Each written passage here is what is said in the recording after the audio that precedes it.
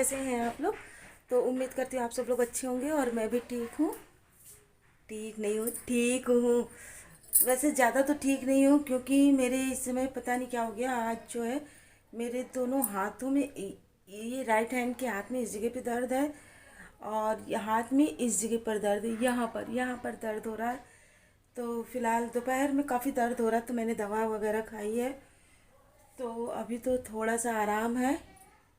तो शाम का टाइम है तो मैंने कहा चलो उठते हैं, थोड़ा बहुत काम धाम भी करते हैं क्योंकि काम वगैरह भी है। बट अभी तो मैं जाकर बाहर बैठूंगी क्योंकि लाइट नहीं आ रही है। और गेहूं ऊपर फैले थे तो गेहूं को तो मैं ले आई हूँ।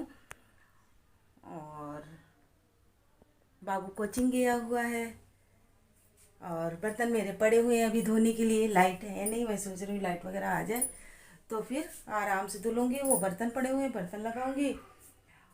और प्लीज़ गाइज़ मैं आप लोगों से एक बात बोलूँगी कि प्लीज़ गाइज़ सपोर्ट कीजिए। आप लोग मुझे बिल्कुल भी सपोर्ट नहीं कर रहे हैं।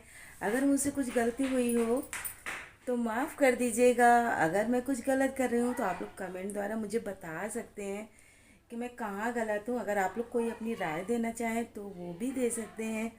बट प्लीज़ गाइज़ यार सपोर्ट कीजिए ना। तो चलिए मिलती हूँ थोड़ी देर में। और यहाँ पर मेरा बाबू कोचिंग से आ चुका है तो उसका तरबूज खाने का मन था तो बोला मम्मा तरबूज काट दीजिए। तो मैंने कहा अच्छा। तो फिर मैं वही आई थी तरबूज काटने के लिए, लेकिन मैंने कहा सबसे पहले मैं यहाँ के बर्तन हटा दूँ, इसके बाद तरबूज काटती हूँ।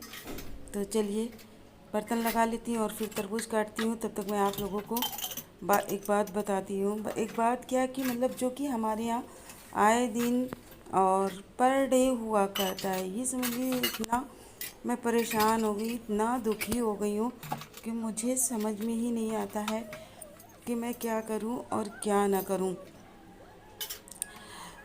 तो हाँ, बताने से पहले मैं एक बात ज़रूर बोलूँगी कि अगर आप लोगों को मेरी बातें कहीं भी गलत लगे या कुछ भी लगे तो आप लोग कमेंट द्वारा मुझे बता सकते हैं, समझा सकते हैं, जो भी कुछ हो जैसा भी हो। लेकिन अभी तक तो मैं किसी से कुछ भी शेयर नहीं करती थी, लेकिन आज कुछ ऐसा है कि मैं यानी कि बिना बताए अब नहीं रह सकती हूँ क्योंकि मेरे पास अपनी बातें शेयर करने के लिए कोई भी नहीं है। आप हमारी फैमिली हो, आप लोगों से तो मैं शेयर कर ही सकती हूँ क्योंकि पहले तो मान लीजिए माँ बाप थे तो उनसे शेयर कर देती थी। लेकिन अब जो है अब किसी से कोई भी बात नहीं शेयर कर पाती हूँ। अब केवल दिल की बात दिल ही में रह जाती है। लेकिन अब जो है अब मतलब कि मतलब अब बर्दाश्त के बाहर हो जाता है कभी कभी, तो मुझे बोलना पड़ रहा है। और हमारे यहाँ की क्या बताऊँ, ये आए दिन की कुड़कुड़ कुड़कुड़ कुड़कुड़ डेली होती है, डेली होती है। यानी कि मेरे में और मेरे पतिदेव में मुझे समझ में नहीं आता है कि क्यों होती है, किस लिए होती है, मुझे कुछ भी समझ में नहीं आता है। ये समझ लीजिए ऐसा लगता है कि मैं कहीं घर छोड़कर चली जाऊं, या तो कहीं डूब जाऊं या तो कहीं मर जाऊं। ऐसा मतलब मेरे दिमाग में ऐसा फीलिंग होता है। लेकिन मैं अभी मरना बिल्कुल भी नहीं चाहती, बिल्कुल भी नहीं चाहती क्योंकि मेरे पास मेरा छोटा बेटा है और उस सोच रही हूँ कि उसको मतलब कि वो कुछ अपने हाथ पाँव पे खड़ा हो जाए, पढ़ लिख कर, फिर इसके बाद कुछ भी कर सकूं, कर लूं। लेकिन अभी मैं कुछ भी नहीं करना चाहती। अभी जितने दिन मैं जी रही हूँ उतने दिन कम से कम शांति से मैं जीना चाहती हूँ। लेकिन मतलब बिल्कुल भी मैं जी नहीं पा रही क्योंकि दिमागी टेंशन इतना मतलब हो रखा है, इतना हो रखा है कि मैं कुछ बता नहीं सकती। हर तरह की टेंशन एकदम दिमाग में चल रही है और ऊपर से पतिदेव की कुड़कुड़ कुड़कुड़ यानी कि बर्दाश्त के अब जैसे कि लगता है बाहर हो गया है। तो यही बातें मैं आप लोगों से शेयर, मुझे कुछ समझ में नहीं आ रहा था तभी मैंने आज आप लोगों से अपने दिल की ये सारी बातें शेयर कर दी।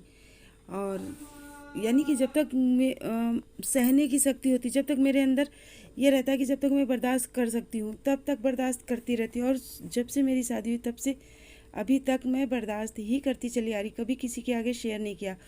क्योंकि पहले माँ बाप के आगे बोलो तो माँ बाप मना करते थे कि अपने घर की बात अपने तक रखो, किसी से मत बोलो, तुम ही लोग समझो। अरे यार, मैंने कोई लव मैरिज नहीं की थी, मैंने अरेंज मैरिज की थी, तो भी मेरे माँ बाप मेरी बात सुनने को राज़ी नहीं थे और आज भी कोई सुनने वाला नहीं है।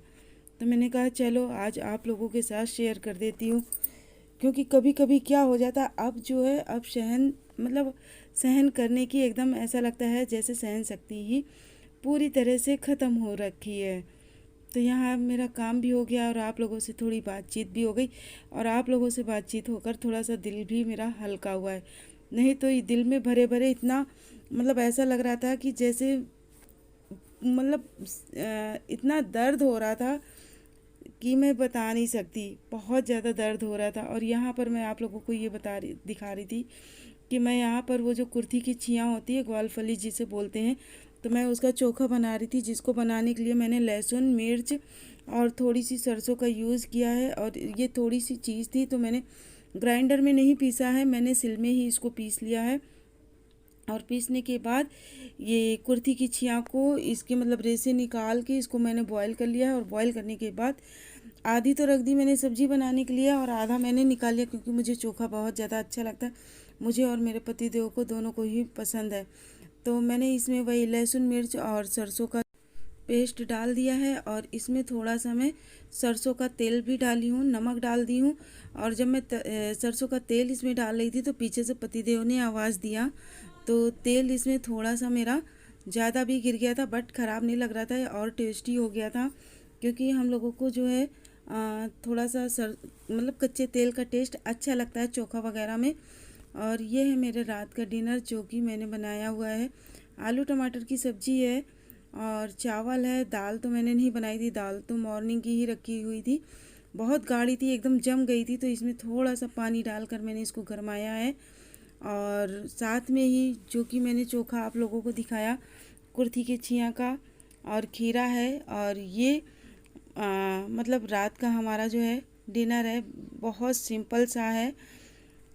तो आप लोगों से अपने दिल की बात बताते बताते हमारा कि पूरा काम भी हो गया और डिनर भी रेडी हो गया है। तो आ जाइए आप लोग भी हम यम्मी यम्मी डिनर पर। दाल चावल है, आलू टमाटर की सब्ज़ी है, साथ में खीरे का सलाद है, चोखा है। तो ऐसा अगर डिनर हो या लंच हो तो किसका पेट नहीं भरेगा और किसके मुंह में पानी नहीं आएगा। और ये थाली